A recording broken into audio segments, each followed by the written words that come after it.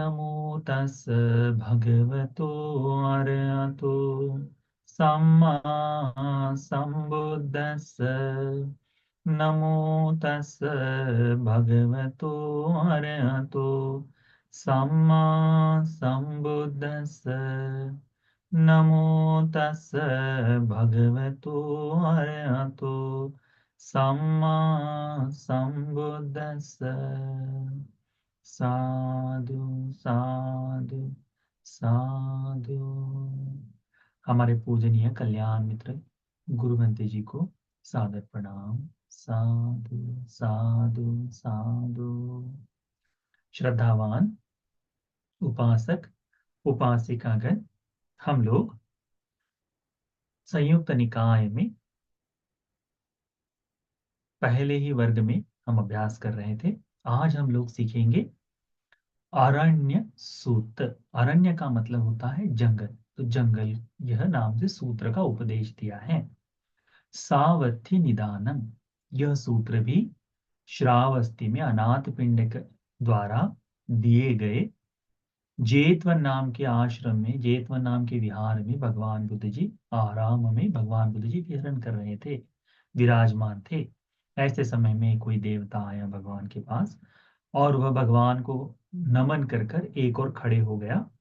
एक और खड़े हुआ देवता भगवान को गाथाओं में इस तरह से कहता है अरण्ये विहरन्तानं संतानं ब्रह्मचारिणं एक भत्तं भुंजमानानं केन वन्नोपसीदतीति। बड़ा ही सुंदर प्रश्न है यह। वह देवता पूछता है अरण्ये विहरन्तानं, यह जो भिक्षु लोग जंगलों में निवास करते हैं, अरण्य में रहते हैं, संतानं सह ब्रह्मचारिणं, अपने ब्रह्मचारियों के साथ, भिक्षुओं के साथ, संपूर्ण समूह के साथ ये जो भिक्षु लोग जंगल में रहते हैं और निरंतर धर्म की साधना करते हैं, निरंतर धर्म की साधना करते हैं, ऐसे लोग एक भत्तं भुंजमानानं, एक ही समय में भोजन ग्रहण करते हैं। प्रातः हो जाए, दोपहर का जो भोजन है, तो पिंडपात जिस समय उस समय जाया जाता था, तो सुबह के समय में पिंडपात हुआ करता था। तो एक समय पिंडपात कर कर, एक समय भोजन को ग्रहण कर कर ये धर्म का अभ्यास करते रहते हैं। इसके बावजूद भी केन वन्नोपसीदति थी, कैसे इनकी मुख की आभा, कैसे ये इतने प्रसन्न दिखते हैं, कैसे इतने आनंदित दिखते हैं करके वह देवता भगवान बुद्ध जी से पूछता है।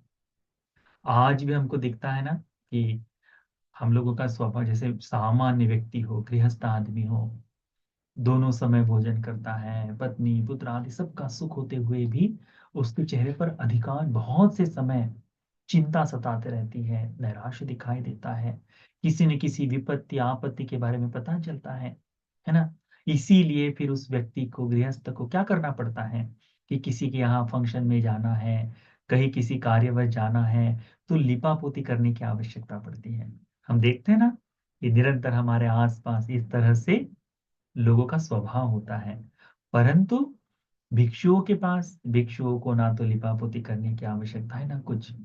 तो चाहे भिक्षु जिस रंग का हो, गेहुआ रंग हो, गोरा हो, सांवला हो, जैसा भी रंग हो, अनेकों बार भिक्षु सबसे ऐसा चमकदार दैदीप्यमान दिखता है।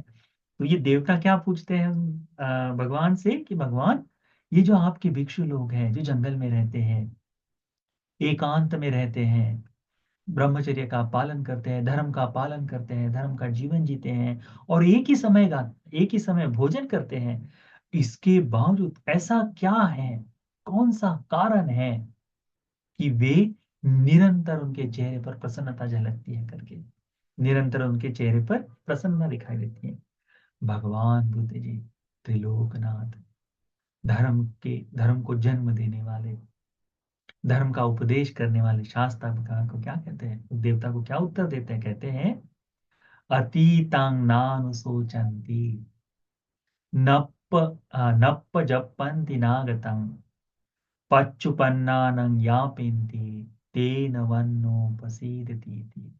भगवान बुद्ध जी बड़ा सुंदर जवाब देते, कहते हैं अतीतं नानु सोचन्ति, जो पहले से बीत गया है, जो कल चला गया है, इसके बारे में चिंतन नहीं करते, इसके बारे में नानु सोचन्ति, उसके बारे में कोई शोक नहीं, कोई विलाप नहीं, कुछ नहीं।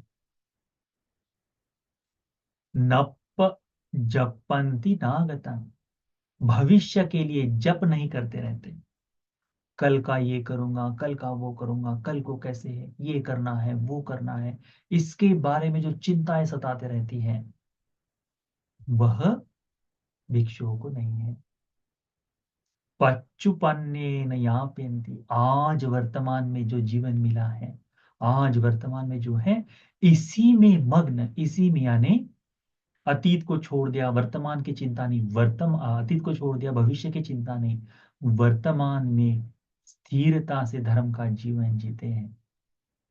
तेन वर्णोपसीदति, इसीलिए भगवान बुद्ध जी कहते हैं यही कारण है भिक्षुओं के मुख का वर्ण प्रसन्न चित्त दिखने का, इसीलिए भिक्षु लोग आनंदित दिखाई देते हैं, है ना।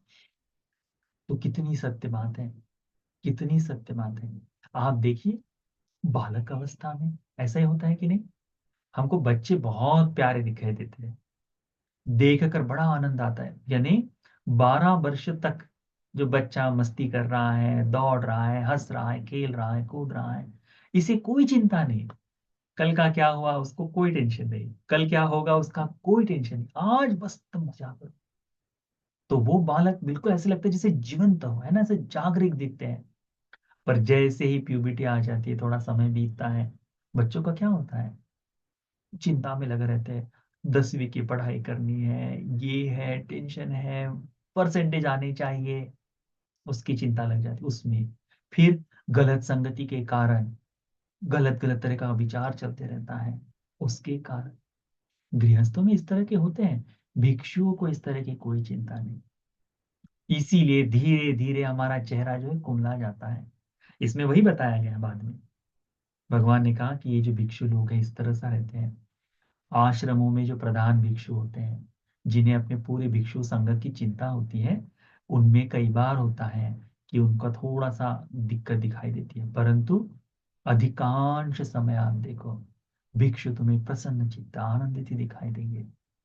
बातचीत करने में देखिए, आप भिक्षुओं के पास जाओ, 10 मिनट के लिए बैठो, थोड़ी सी चर्चा करो धर्म की, करते ही आपका पूरा का पूरा जो टेंशन है, आपकी जो पूरे मन का तकलीफ है, वह गायब हो जाएगा। क्यों? वह वाइब्रेशंस, वे तरंगे, धर्म की तरंगे, आनंद का भाव, प्रसन्न चित्तता जो है वह व्यक्ति को देती है। वही तो भगवान इसीलिए कहते हैं कि अतीत की चिंता जिनमें नहीं लगी रहती, अतीत के बारे में जो शोक नहीं करते, न- नानु सोचंती का मतलब होता है शोक नहीं करते, और आ, नप जपंती नागतं, यानी अतीत अनागत के लिए, भविष्य के लिए जो जप नहीं करते रहते कि मैं कल को ये करना है, कल को ये पाना है, कल का इसका है, कल का उसका, ये कुछ नहीं है। कल हाँ आएगा, तो भोजन के लिए 1-2 दिन का भोजन तो हम जैसे भी लिख लिए क्योंकि भिक्षु संघ का है, हम अकेले रहते तो हम टेंशन नहीं लेते, वही जरूरत नहीं है उसकी। कल ना कोई लेके आ जाएगा, किसी न किसी से बातचीत हो जाएगी या भिक्षाटन हो जाएगा, इस तरह से भिक्षु आराम से जीवन जीते हैं।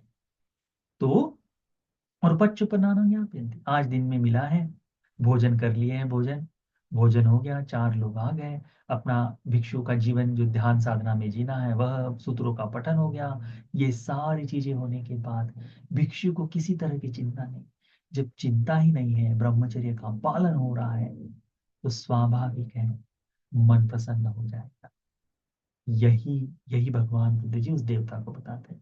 फिर कहते हैं अनागतप्पजप्पाय अतीतस्सानुशोचना एतेन बाला सुसन्ति नलो हरितो लुलोति। भगवान क्या कहते हैं? अनागतप्प जप्पाय, भविष्य के लिए आदमी जो चिंतन करते रहता है, जप करते रहता है, एतेन बाला, बाला यानी मूर्ख आदमी, मूर्ख आदमी क्या करता है कि भविष्य के लिए केवल चिंतन चिंतन में लगे रहता है, अब आप लोग गृहस्थी में हैं, तो ये आवश्यक भी है एक एक समय सीमा तक, एक सीमा तक, उस सीमा से परे सोचने की आवश्यकता। जैसे आपके बच्चों का भविष्य हो जाए उसके लिए चिंता है, परंतु जो अब तक उत्पन्न ही नहीं हुआ, जिसका कोई अभी तक कोई भाव ही नहीं है, उसके लिए जो प्राप्त ही नहीं होना, उसके लिए अनवश्य बगैर किसी आवश्यकता के चिंतन करना तो मूर्ख का ही लक्षण है। गृहस्थों में अनेक बार होता है, जो चीज है ही नहीं, जिसका हमारे जीवन से कोई लेन देन नहीं, उसके बारे में बड़ा लंबा चिंतन चलते रहता है।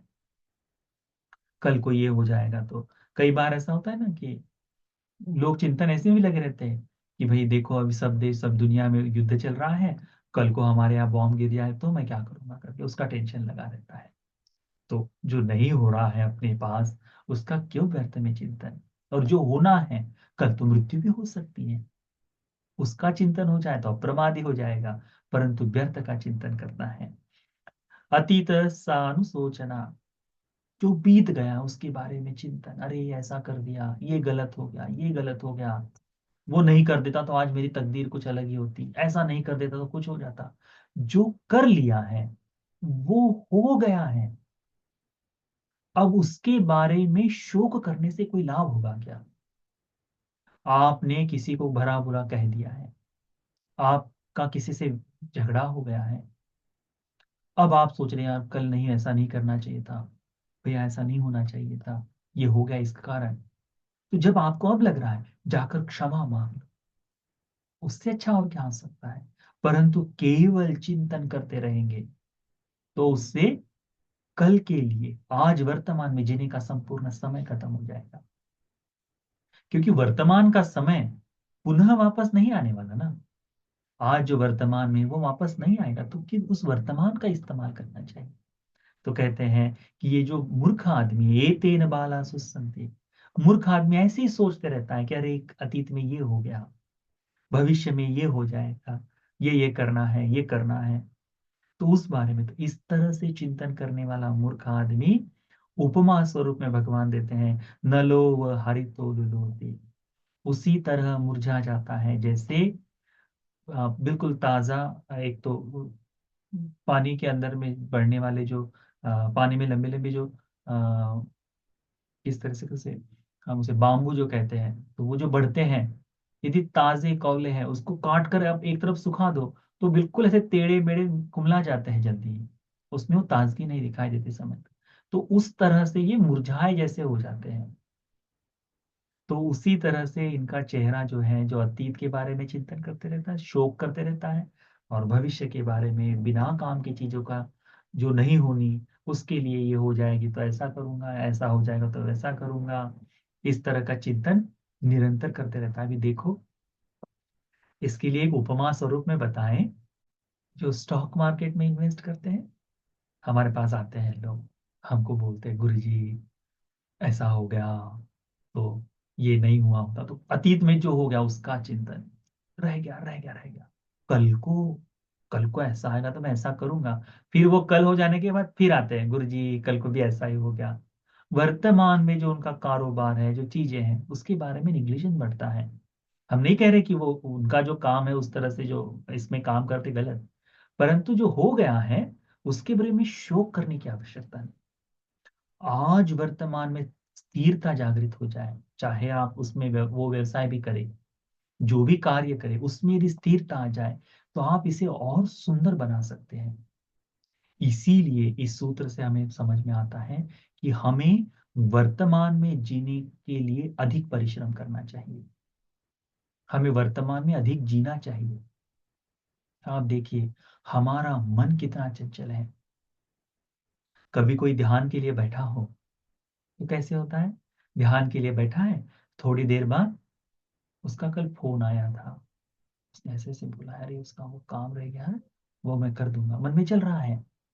हम्म उसका फिर शादी में गई थी, वहां पे ऐसा हुआ, सबका सम्मान हो रहा था, मुझे किसी ने पूछा नहीं, ध्यान में बैठे हैं, मैत्री करनी है, आनापान सती करनी है, पर चल रहा है। बेटा विदेश में है, क्या कर रहा होगा, वापस तो नहीं लौट के आएगा, वही तो नहीं रह जाएगा। इस तरह से चिंता चलते रहता है, ऐसा होता है कि नहीं। अब देखो, होता ही होता है, बहुतों का मन इधर उधर जाते रहता है। घर में खाना रखा है, खाना तो खा लिया होगा, नहीं खाया, ज्यादा बना दिया, तीखा हो गया। इसी तरह से ध्यान के लिए बैठकर इस समय ध्यान करना ही वर्तमान में बैठना है। जो कहते हैं सती संप्रजन्य, ये क्या है? स्मृतिमान होना क्या है? वर्तमान में रहना स्मृतिमान होना है। तो स्मृतिमान होने वाला व्यक्ति, क्या कहते हैं भगवान? पच्चुपन्नेन यापेन्ति, जो वर्तमान में जीवन जीता है, तेन वर्णोपसीदति थी, उसका मुख वर्ण, उसकी कांति प्रज्वलित होती है, बढ़ती है करके भगवान ने कहा है। वो प्रसन्नता वर्तमान में रहने से आती है। इसीलिए कोशिश करो वर्तमान में रहने की। भगवान का बड़ा सुंदर उपदेश है। किसे दे देंगे? देवताओं को बता रहे हैं कि ये दिव्य, ये भिक्षु लोग कितने सुंदर इसलिए दिखाई देते हैं, इतना आनंदित इसलिए दिखाई देते हैं कि वर्तमान में जीवन जीते हैं। तो हमने भी भगवान बुद्ध जी की इस बातों को स्मरण में रखना चाहिए कि अपना जीवन वर्तमान में जिए तो लाभ होगा।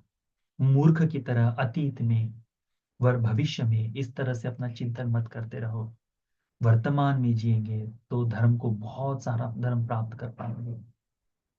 ठीक है। तो इसीलिए यह जो आरण्य सूत्र है, देवताओं के जो प्रश्न थे कि भगवान के जो भिक्षु हैं वह जंगल में रहते हैं, एकांत में रहते हैं, धर्म का पालन करते हैं और एक ही समय भोजन करते हैं, फिर भी उनका मुख इतना प्रसन्न क्यों है? तो जो भगवान ने कहा कि अतीत के बारे में शोक नहीं करते, भविष्य के बारे में चिंता में नहीं लगे रहते, वर्तमान को जानकर वर्तमान में जीवन जीते हैं, यही कारण है उनका मुख का वर्ण जो है, उनकी जो चेहरे की आभा है, तेजस्विता है, वह है करके। इसीलिए ध्यान में रखो कि हम भी भगवान की इस वाणी को अच्छी तरह से ध्यान में रखकर वर्तमान का जीवन जीने की कोशिश करेंगे। तो ये सूत्र का उपदेश आप सभी को वर्तमान में जीवन जीने वाला श्रावक बनाए। ये सूत्र का उपदेश धर्म के बोध के लिए उपकारी हो जाए। साधु साधु साधु।